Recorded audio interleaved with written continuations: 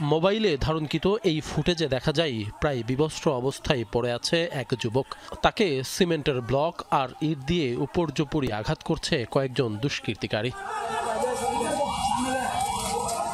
এই ঘটনার আরেকটি সিসি ক্যামেরার ফুটেজে দেখা যায় বুধবার সন্ধ্যা ৬টার দিকে মিটফোর্ড হাসপাতালের ৩ নম্বর ফটকের সামনে কিছু মানুষের জটলা। কয়েক মিনিট পর ওই যুবকের রক্তাক্ত মরদেহ টেনে মূল সড়কে নিয়ে আসে দুজন। নিথর দেহের উপর উঠে তাদেরকে পৈশাচিকভাবে উল্লাস করতে দেখা যায়।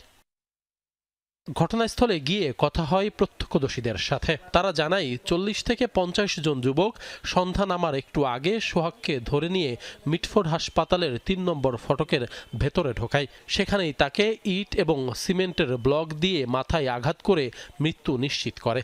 পরে মরদেহ টেনে আনা হয় প্রধান সড়কে। জোরে মাথা বাড়ি দিচ্ছে, এখানে এসে ঘুরে পড়ছে, পরে টেনে নিয়ে এসে এখানে চলে গেছে।